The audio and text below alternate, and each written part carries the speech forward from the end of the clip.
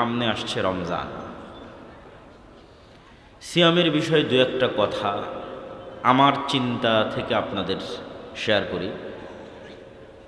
মারিয়াম আলাইহিস সালাতু ওয়াস সালাম যখন নির্জন এলাকা থেকে লোকালয়ে সন্তান নিয়ে প্রবেশ করলেন, তখন তিনি বলছেন, ইন্নী নাযারতু লির রহমানি সাওমা ফালান উকাল্লিমাল ইয়াওমা ইনসিয়্যা। মানুষজন জিজ্ঞেস করছে, মারিয়াম, এই ছেলে কোথায় থেকে আসলো? তোমার তো বিয়ে হয়নি। তো উনি বলছেন, ইন্নী নাযারতু লির রহমানি সাওমা, আমি আল্লাহর জন্য সিয়াম রেখেছি। ফালান উকাল্লিমাল ইয়াওমা ইনসিয়্যা, তাই কোনো মানুষের সাথে কথা বলবো না। ফা আশারাত ইলাইহি, মুখ বন্ধ রেখে এখন হাত দিয়ে ইশারা করতেছে বাচ্চার দিকে। একে জিজ্ঞেস করো। আমার প্রশ্নের জায়গা হয়তো বুঝতে পেরেছেন, সিয়াম থাকলে কথা বলা যাবে না কেন? উনি বলছেন, ইন্নী নাযারতু লির রহমানি সাওমা, আমি আল্লাহর জন্য সিয়াম আছে। ফালান উকাল্লিমাল ইয়াওমা ইনসিয়্যা, এই জন্য কোনো মানুষের সাথে কথা বলবো না। তার মানে সিয়াম থাকা মানে শুধু খাবার থেকে বিরত থাকা নয়।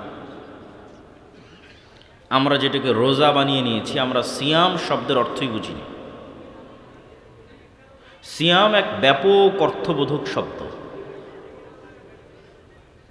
জাকারিয়া আলাইহিস সালাতু ওয়াস সালামও যখন আল্লাহর কাছে সন্তান চাইলেন, হুনালিকা দাআ জাকারিয়া রাব্বাহ, তখন তাকে আল্লাহ আলামত দিচ্ছেন যে আয়াতুহা আল্লাহ তুকাল্লিমান নাসা সালাসাতা আইয়াম, তোমার যে সন্তান হবে তার আলামত হচ্ছে তুমি 3 দিন মুখ বন্ধ রাখবা, মানুষের সাথে কথা বলবে না। জিহব্বার সিয়াম। সিয়াম প্রকৃত অর্থে 3টা স্তরে বিভক্ত।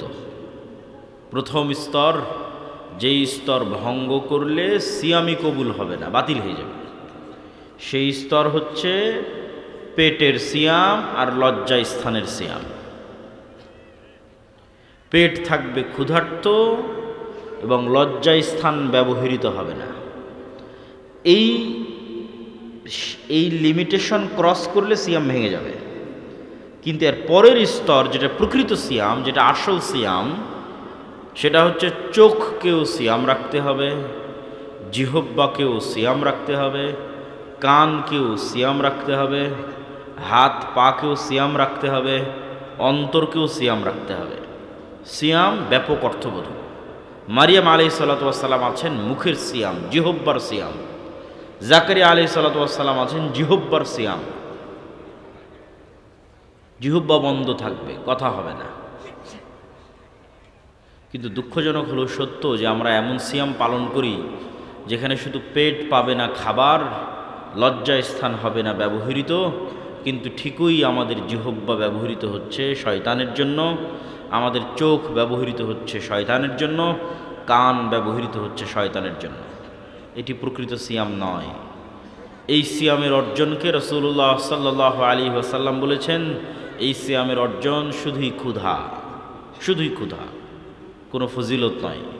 মাল্লাম ইয়াদা কাওলা যুর ওয়াল আমালা বিহি ফালাইসা লিল্লাহি হাজাতুন ইয়াদা তুআমাহু ওয়া শারাবাহু, যে ব্যক্তি সিয়াম অবস্থায় মিথ্যা কথা ও কাজ পরিত্যাগ করল না, আল্লাহর কোনো প্রয়োজন নাই তার এই না খেয়ে থাকার, কোনো প্রয়োজন নাই। সর্বোচ্চ স্তরের সিয়াম পালনকারী কে? সর্বোচ্চ স্তরের সিয়াম পালনকারী হচ্ছে যার জিহব্বা ও সিয়াম আছে ঠিকই, যার চোখ সিয়াম আছে ঠিকই, যার কান সিয়াম আছে ঠিকই, কিন্তু এই জিহব্বা সিয়াম থাকার পরে ব্যস্ত আছে আল্লাহর জিকিরে। জিহব্বা সিয়াম পালন করছে কিভাবে? গীবতে নাই, অপবাদে নাই, হাসি মজাকে নাই, গালিগালাজে নাই, অপ্রয়োজনীয় কথায় নাই। এটাই জিহব্বার সিয়াম, যেটা জাকারিয়া আলাইহিস সালাতু ওয়াস সালামকে আল্লাহ বলেছেন, যেটা মারিয়াম আলাইহিস সালাতু ওয়াস সালামকে আল্লাহ বলেছেন, ইন্নী নাযারতু লির রহমানি সাওমা। কিন্তু জিহব্বা তো সিয়াম আছে। এমন একজন সিয়াম পালনকারী সত্যিই যার জিহব্বা সিয়াম আছে, যার জিহব্বা গীবত, অপবাদ, পরনিন্দায় ব্যবহার হচ্ছে না, কিন্তু তার এই জিহব্বা আবার ব্যবহার হচ্ছে জিকিরে। ঠিক জাকারিয়া আলাইহিস সালাতু ওয়াস সালামকে আল্লাহ যেমন বললেন যে তুমি 3 দিন চুপ থাকবা, কিন্তু এই 3 দিন তোমার কাজ হচ্ছে সকাল সন্ধ্যায় আল্লাহর জিকির করবা। তার মানে কি দাঁড়ালো? তার মানে এটাই দাঁড়ালো এই 3 দিন তোমার জিহ্বা অপ্রয়োজনীয় কথাও কাজে ব্যবহার হবে না, কিন্তু ব্যবহার হবে কার জিকিরে? আল্লাহর জিকিরে। চোখ সিয়াম আছে, অশ্লীল দৃশ্য দেখা থেকে বিরত আছে, টিভি দেখা থেকে বিরত আছে, মোবাইল ফোনে অশ্লীল দৃশ্য দেখা থেকে বিরত আছে। এটা তো ঠিক আছে, একটা স্তরের সিয়াম, কিন্তু এই সিয়াম পালনকারীকে সর্বোচ্চ স্তরে নিয়ে যাবে যদি এই চোখ ব্যস্ত থাকে আল্লাহর কোরআন তেলাওয়াতে।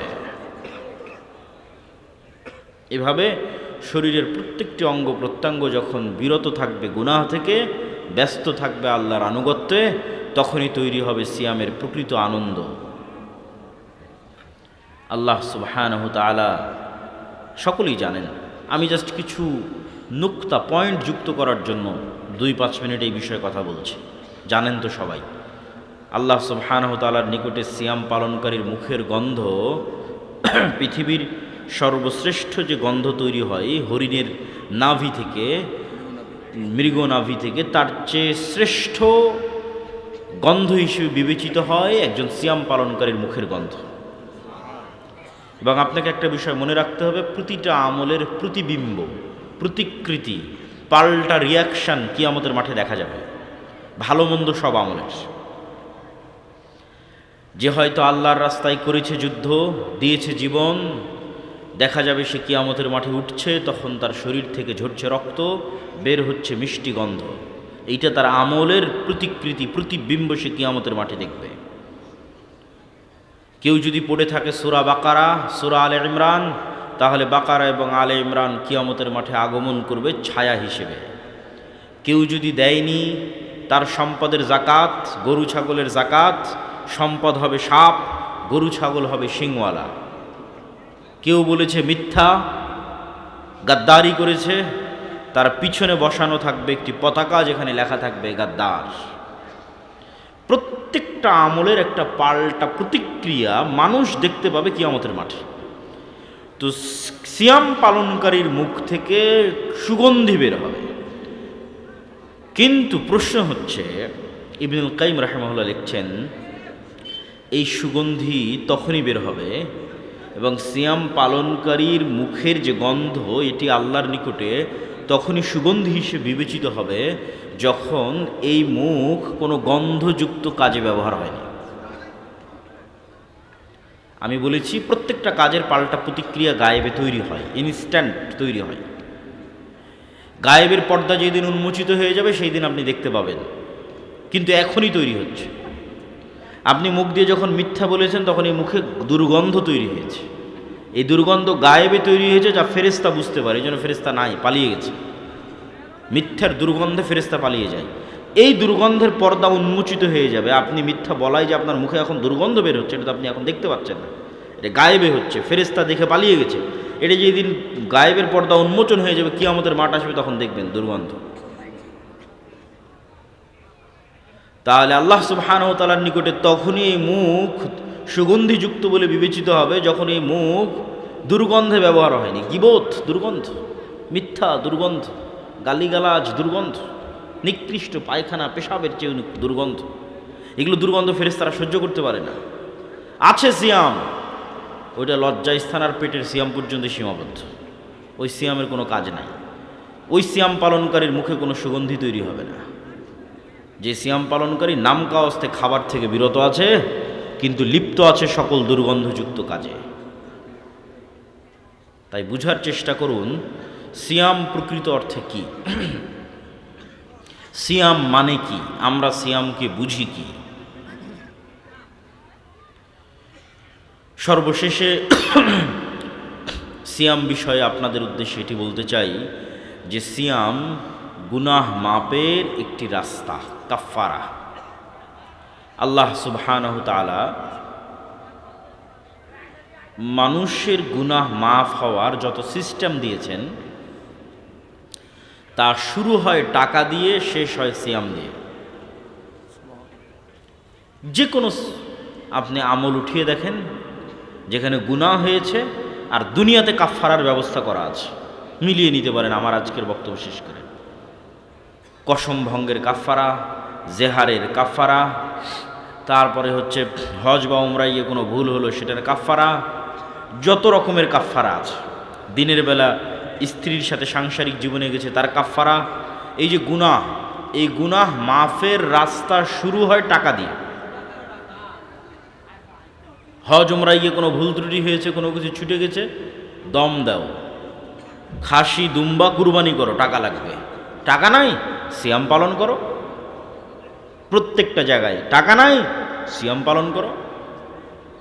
দিনের বেলায় স্ত্রীর কাছে গেছে রমজান মাসে, কবিরা গুনাহ, গোলাম আজাদ করো। গোলাম আজাদ করতে টাকা লাগবে। ওই পরিমাণ টাকা নাই, 60 জন মিসকিনকে খাওয়াও, মিসকিনকে খাওয়াতে টাকা লাগবে। এই পরিমাণও টাকা নাই, তো সিয়াম পালন করো। যে কোনো কাফফারায় যাবেন, প্রত্যেকটা কাফফারা শুরু হবে টাকা দিয়ে, শেষ হবে কি দিয়ে? একটু জোরে বলেন তো, শেষ হবে কি দিয়ে? সিয়াম দিয়ে। তাহলে আল্লাহর নিজামে, আল্লাহর সিস্টেমে সিয়াম গুনাহ মাপের একটা ওয়ে, একটা পদ্ধতি, একটা মাধ্যম। এই জন্য সিয়ামের এত গুরুত্ব, এই জন্য সিয়ামের এত ফজিলত। যে কোনো গুনাহ মাফ হয়ে যেতে পারে সিয়াম দিয়ে।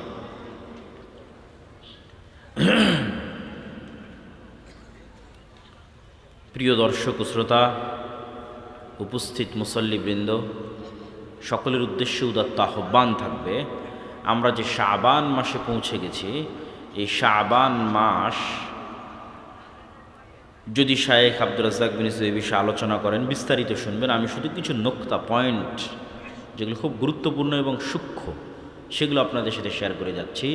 সকলেই জানেন যে এই শাবান মাসে আল্লাহ সুবহানাহু ওয়া তাআলার নিকটে 1 বছরের আমল তুলে ধরা হয়। আমি আরও একটি উপকারিতা বলে যাই, শাবান মাসে যে সিয়াম পালন করবে সে ব্যক্তি রমাজানকে অনেক গুরুত্ব মূল্যায়ন করতে পারবে। আর যে শাবান মাসে সিয়াম পালন করবে না, ওর রমাজান কখন আসলো আর কখন গেল বুঝতে পারবে না। মূল্যায়ন এবং গুরুত্ব দেওয়া তো বহু দূরের কথা। আপনাকে আরও প্র্যাকটিক্যাল উদাহরণ দেই। কিছু মানুষ আছে দেখবেন, ঠিক জামাতের পূর্ব মুহূর্তে দৌড়াতে দৌড়াতে মসজিদে ঢুকলো, 1 রাকাত অথবা 1টা সিজদা পেয়েছে, তারপরে ইমাম সাহেব সালাম ফিরে দিয়েছে, সেও তাড়াহুড়ো করে বাকি 2-3 রাকাত পড়ে জেলখানা থেকে যেভাবে বের হয় সেভাবে মসজিদ থেকে বেরিয়ে আসলো। এই ব্যক্তি সালাতের কোনো মজা পাবে? একটু জোরে বলেন, কোনো আনন্দ পাবে? পাবে না। আর যে মেন্টালি আগে থেকে এতটা প্রিপেয়ার্ড যে আজান হওয়া মাত্রই সকল কাজ হয়ে যাবে বন্ধ, সকল কাজ বন্ধ করে দিয়ে রওনা দিবে মসজিদের উদ্দেশ্যে, মসজিদে গিয়ে আগে আদায় করবে সুন্নাত, সুন্নাতের পর পড়বে জিকির, জিকিরের পর আবার ফরজ, ফরজের পর আবার জিকির, জিকিরের পর আবার সুন্নাত, এইভাবে ধীর স্থিরভাবে সালাত শেষ করে বের হয়ে আসবে। এর মনের অবস্থাটা হবে যেন জান্নাত থেকে বের হচ্ছে। ওটাই জান্নাত। যার দুনিয়ার জান্নাতে যাওয়ার সুযোগ হয়নি, সে পরকালের জান্নাতে কিভাবে যাবে? পরকালের জান্নাতে যেতে হলে আগে দুনিয়ার জান্নাতে ঢুকতে হবে। তো দুনিয়াতে তো জান্নাত মসজিদ, জান্নাতের বাগান, সেখানে যে আনন্দের সাথে যাবে, আনন্দের সাথে বসে থাকবো, আনন্দের সাথে জান্নাতেও ঢুকবে। আমি বুঝাচ্ছি আপনাকে, আপনি শাবান মাসের সিয়াম যদি না পালন করেন, তাহলে এই দুনিয়ার কাজের ব্যস্ততায় হঠাৎ রমাজান চলে আসবে, হঠাৎ কাল রমাজান, তারপরে চোখের পলকে রমাজান বিদায় নিবে। না আদায় করতে পারলেন লাইলাতুল কদর, না আদায় করতে পারলেন এতেকাফ, না পড়তে পারলেন ঠিকমতো তারাবি। আর যে রমাজান আসতেছে তার 1 মাস পূর্ব থেকে প্রস্তুত। শাবান মাসে সিয়াম শুরু করার মাধ্যমে সে তার মেন্টাল সাইকোলজি, তার ব্রেনকে সিগন্যাল দেওয়া শুরু করেছে, আসতেছে রমাজান, আসতেছে রমাজান, রাখতে হবে সিয়াম। মেন্টালি প্রিপারেশন নিচ্ছে সে, তার মানসিকতা তৈরি হচ্ছে শাবান মাসের সিয়াম পালনের মাধ্যমে। তার কাছে রমাজান খুব চমৎকারভাবে রিসিভড হবে, মানে সে খুব চমৎকারভাবে রমাজানকে অভিবাদন জানাতে পারবে এবং হৃদয় দিয়ে, মন দিয়ে, ধীর স্থিরভাবে সে রমাজানকে মূল্যায়ন করতে পারবে এবং রমাজানকে বিদায় দিতে পারবে। এই জন্য রমাজানের আগমনে 1 মাস পূর্ব থেকেই শুরু করতে হবে সিয়াম, আর সেই সিয়াম শাবানের সিয়াম। রাসূলুল্লাহ সাল্লাল্লাহু আলাইহি ওয়াসাল্লাম কোনো মাস 30 দিন পূর্ণ সিয়াম রাখেননি রমাজান ছাড়া, তবে রমাজানের পরে সবচেয়ে বেশি সিয়াম রেখেছেন শাবান মাসে। আল্লাহ সুবহানাহু ওয়া তাআলা আমাদের সকলকে নফল সিয়াম পালন করার তৌফিক দান করুক বলে আল্লাহুম্মা আমিন। এবং রমাজান আসার পূর্বেই শাবান থেকেই রমাজানের প্রস্তুতি নেওয়ার তৌফিক দান করুক আল্লাহুম্মা আমিন।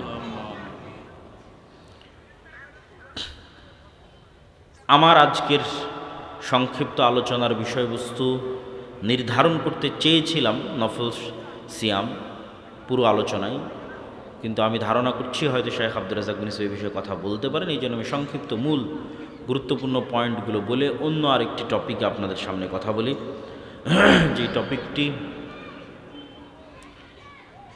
যেটি বিষয়ে এই মৌসুমে প্রায় সব জায়গাতেই কথা বলেছি, সেটি হচ্ছে মুসলিম উম্মার যে অধঃপতন, এই অধঃপতন থেকে মুক্তির উপায় কী।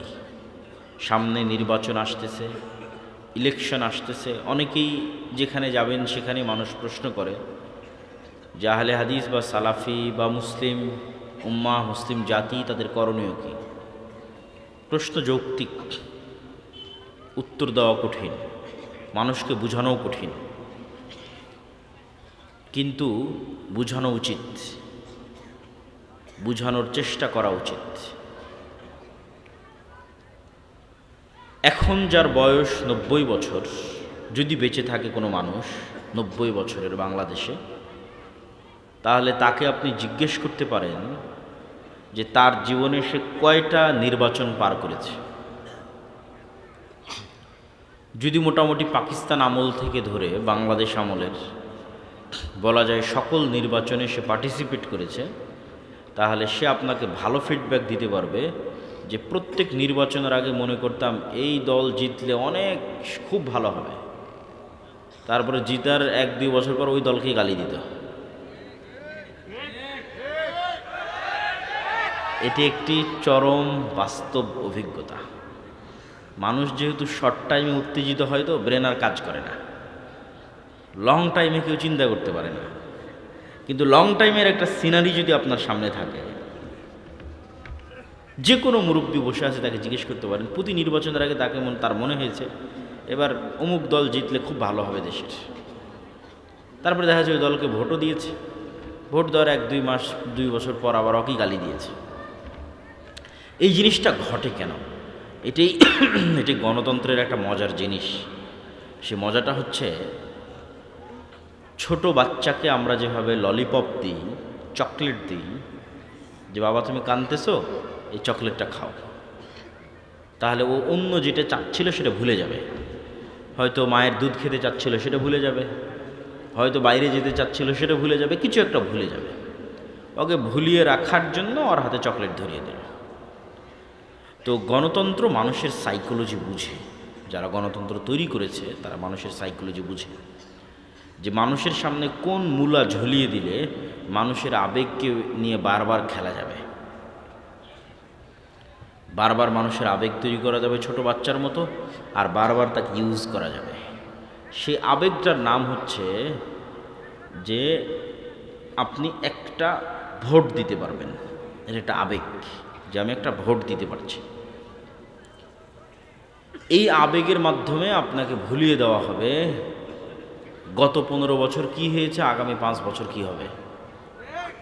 মানে দেওয়ার পরের দিন থেকেই লাথি শুরু হবে। তারপরে আবার ভাববেন, গালিগালাজ করবেন, অমুক করবেন, তমুক করবেন। আবার যখন ভোট আসবে আবার উত্তেজিত হয়ে যাবেন, আবার সেই দুঃখ কষ্ট ভুলে যাবেন, আরে ভোট তো দিতে পারছি, কি মজা, এইবার শেষ করে দেব। তা ভোট দেওয়ার পর আবার লাথি শুরু হবে। এই যে এক গেম, একটা লুপ, ঘুরে ফিরে এক জায়গাতে, ঘুরে ফিরে এক জায়গায়, ঘুরে ফিরে এক জায়গায়। এই জন্য মুসলিম উম্মাহকে চিন্তা করতে হবে লং টার্ম। যারা এগুলোতে অংশগ্রহণ করছে তাদের সাথে সরাসরি শত্রুতা, এটা আমি পছন্দ করি না। আমি পছন্দ করি যে আমরাও তো চাই রাষ্ট্রে ইসলাম প্রতিষ্ঠা হোক। তাহলে উদ্দেশ্য, টার্গেট এক, বুঝার ভুল থাকতে পারে, বুঝার ভুল কম্প্রোমাইজেবল, দাওয়াত দিতে হবে, বুঝাতে থাকতে হবে। তো আমাদের উপরও কেউ কথা এটা চাপিয়ে দিতে পারবে না যে আমরা চাই না যে রাষ্ট্রে ইসলাম প্রতিষ্ঠা করতে হবে। আমরাও চাই রাষ্ট্রে ইসলাম প্রতিষ্ঠা হোক, কিন্তু আমরাও আসলে যথোপযুক্ত উপায়ে সেই লক্ষ্যে কাজ করতে পারছি না। সেই কাজ কি? আপনি নিশ্চিত থাকেন 16 কোটি মানুষের ভোটের যা ক্ষমতা, এক প্রথম আলো আর ব্র্যাকের ক্ষমতা তার চেয়ে কয়েকশো গুণ বেশি।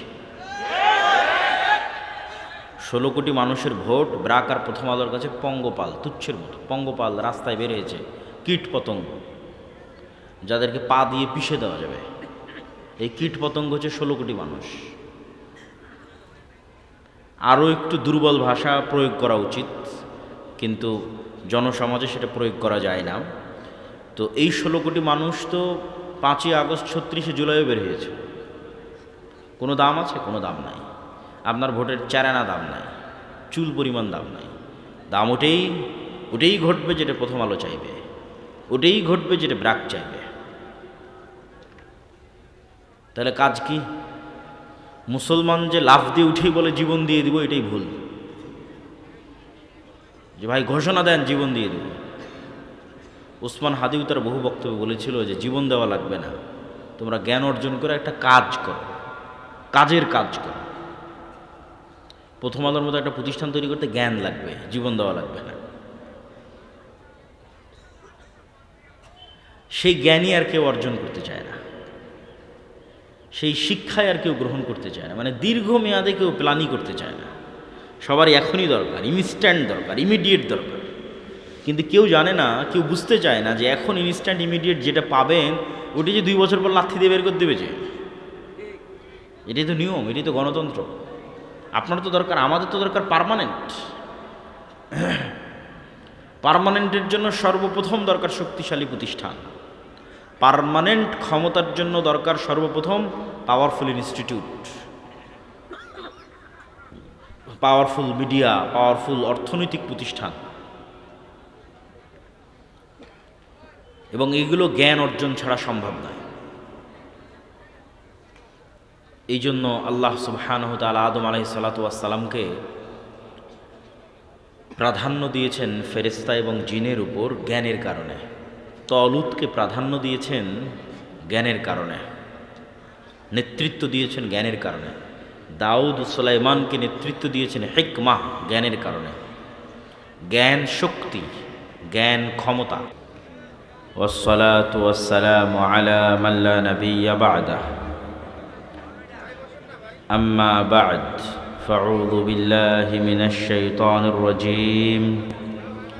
ইয়া আইয়ুহাল্লাযীনা আমানু কুতিবা আলাইকুমুস সিয়াম কামা কুতিবা আলাল্লাযীনা মিন ক্বাবলিকুম লাআল্লাকুম তাত্তাকুন। প্রশংসা মহান আল্লাহর, সকলেই বলি আলহামদুলিল্লাহ। দরুদ ও সালাম বর্ষিত হোক পৃথিবীর সর্বশেষ ও সর্বশ্রেষ্ঠ রাসূল আহমদ মুহাম্মদ মুস্তাফা সাল্লাল্লাহু আলাইহি ওয়াসাল্লামের প্রতি। প্রিয় কুমিল্লাবাসী, আপনারা আব্দুর রহিম বিন আব্দুর রাজ্জাকের মুখ থেকে শুনছিলেন শয়তানের কথা। আমি তার সাথে দু একটি কথা যোগ না করে পারছি না। আব্দুর রহিম শুরু থেকে কি বলছিল তা আমার শোনা হয়নি। শেষে যতটুকু শুনলাম সেটির সাথে আর দু একটি কথা যুক্ত না করলেই নয়। শয়তান যখন কোনো মানুষকে দেখে যে তাকে, তার আগে বলি, শয়তান মানুষের মাইন্ড গেম, মাইন্ড সাইকোলজি, অন্তরের অবস্থা বুঝে তার সাথে গেম খেলে। যার অন্তরের টান যেমন, তার সাথে গেমের প্ল্যান তেমন। সবার সাথে একই রকম গেম শয়তান খেলে না। যাকে দেখছে জন্মগত তার অন্তরে আল্লাহ ভীতি, বাপ মা ভালো, দাদা দাদি ভালো, তাকে তো পথভ্রষ্ট করা যাচ্ছে না, কি করা যায়? তখন তার জন্য স্ট্র্যাটেজি ভিন্ন। যেহেতু সে আল্লাহওয়ালা পরহেজগার, অতএব তাকে বেদাতে লাগিয়ে দাও। সালাদ থেকে যেহেতু বিরত রাখা গেল না, তাহলে লাগাও কিসে? কথা বলেন না যে লাগাও কিসে? ভিন্ন মানুষের জন্য ভিন্ন স্ট্র্যাটেজি। যাকে সালাদ থেকে বিরত রাখা গেছে তাকে তো সালাদ থেকে বিরত রেখেছি, যাকে সালাদ থেকে বিরত রাখতে পারছি না, একে জাহান্নামে নিয়ে যাব কি দিয়ে? তো ওর মনে যেহেতু এতই ইবাদত করার শখ, তো ওকে বেদাত ধরিয়ে দাও। এই যে এটাও একটা ইবাদত, এই যে এটাও একটা ইবাদত, আর এটাও একটা, এটাও ভালো, এটাও ফজিলত। ও তো আর বুঝতে পারে না, ও মনে করে আমার তো যাওয়া দরকার জান্নাত। ইবাদতের পরে ইবাদত করতে থাকে, চলে যায় জাহান্নামে। তো শয়তান এইরকম চালাক। কাউকে যদি দেখে যে না, তাকে অন্য কোনো ফাঁদে ফেলা যাচ্ছে না, কিন্তু তার টাকার খুব নেশা, সে সময় নষ্ট করে না, রাত দিন পরিশ্রম করতে থাকে, টাকা উপার্জন করবে। তাই তখন শয়তান আর ব্রেনে ঢুকিয়ে দেয়, হালাল হারামের চিন্তা করার দরকার নাই, যেদিক থেকে পাওয়া যায় সেদিক থেকে ইনকাম করো। যার মনে যেটার চাহিদা বেশি, তার সাথে শয়তান ওইভাবে গেম প্ল্যান রেডি করে। যার প্রতি দেখে, যার মধ্যে দেখে নারীর প্রতি দুর্বলতা, তাকে টেনে নিয়ে যায় সেই দিকে। ওর যেহেতু টাকা পয়সার দিকে কোনো মনোযোগ নাই, তোকে হারাম হালাল বুঝিয়ে লাভ নাই। ও টাকা পয়সা হারাম হালাল বেছেই চলে, কিন্তু ওর দুর্বলতা নারী, তখন ওকে সেখানে লাগিয়ে দেয়। আলেম ওলামাদেরকে যখন কোনোটাতেই পারে না, তখন আলেম ওলামাদেরকে চিন্তা করে এদের কিভাবে জাহান্নামে নিয়ে যাব, বলে এদের মধ্যে হিংসা আর অহংকার ঢুকিয়ে দাও। বুঝলেন? তো শয়তান এক একজনের জন্য এক এক স্ট্র্যাটেজি তৈরি করে, কাকে কে কোথায় দুর্বল ও খুব ভালোভাবে জানে। তো আলেম ওলামা কোথায় দুর্বল হবে? সালাদ থেকে তো বিরত রাখতে পারবেই না। হালাল হারাম থেকে শুরু করে আর অন্য অনেক বিষয় আছে যেগুলো আলেম ওলামাদের দিয়ে করানো অনেক কঠিন। তো আলেম ওলামাদের দিয়ে করানো সহজ কোনটা? আরে ওই আলেম না এটা বলেছে, এটা করেছে, শুরু হয়ে গেল, ফাঁদে পা দিয়ে দিল। হুজুরদের জন্য ফাঁদ শয়তান তৈরি করে, হিংসার ফাঁদ তৈরি করে, রিয়ার ফাঁদ তৈরি করে, অহংকারের ফাঁদ। খুব ভয়ঙ্কর। শয়তানের স্ট্র্যাটেজি বুঝা আর এর সাথে চলা খুব ভয়ঙ্কর। ইবনুল কাইয়িম রাহিমাহুল্লাহ তো আরও মজা করে লিখছেন যে শয়তান এত বাটপারের বাটপার, এত চালাকের চালাক, মানুষকে তো খারাপের দিকে উদ্বুদ্ধ করে আবার ওই খারাপে ফাঁসিয়ে দেওয়ার ব্যবস্থাও করে। বুঝেন? একজনের মাথায় ঢুকিয়ে দিয়েছে যে একে হত্যা করতে হবে, শয়তানই ঢুকিয়েছে। এখন ওকে হত্যার ঘটনায় ফাঁসাতে কেমনে হবে, এইটার প্ল্যানও শয়তান রেডি করে রাখে। এখন খুব প্ল্যান করে হত্যা করতে গেছে, তার মধ্যে ভুল করে ফেলবো, ওই ভুলটা শয়তান করায়। ওই একটা ভুলের কারণে পুলিশ তদন্ত করতে গিয়ে ওকে ধরে ফেলেছে, ধরে ফেলে এখনও জেলখানায় বন্দি আছে, ফাঁসির আসামি। তখন শয়তান দূর থেকে হাসে, কি মজা, তোকে দিয়ে হত্যাও করালাম, আবার তোকে গ্রেফতার করারও ব্যবস্থা করলাম, এখন তোর ফাঁসি দেওয়ার ব্যবস্থা করতেছি, থাম। এইভাবে শয়তান খেলে। আপনাকে একটার দিকেও প্রলুব্ধ করবে যে ঠিক আছে এখানে যাও, এটা করো, ওখানে ধরা পড়ারও ব্যবস্থা করবে, তারপরে আপনার মান সম্মান সব কিছু নিয়ে টানাটানি লেগে যাবে, ও দূর থেকে হাসবে। শয়তান মানুষের সবচেয়ে ভয়ঙ্কর শত্রু। যদিও এই বিষয়গুলো বিস্তারিত, শয়তানের এই বিষয়গুলো, ফেরেশতাদের বিষয়গুলো বিস্তারিত আল্লাহর পথে যাত্রা, যেটি আমার লেখা বছরের নতুন বই, সে বই আরও চমৎকার, আরও বিস্তারিত, আরও দলিল ভিত্তিক আছে। তা আব্দুর রহিমের কথার সাথে সংযুক্ত করে এতটুকু যুক্ত করলাম।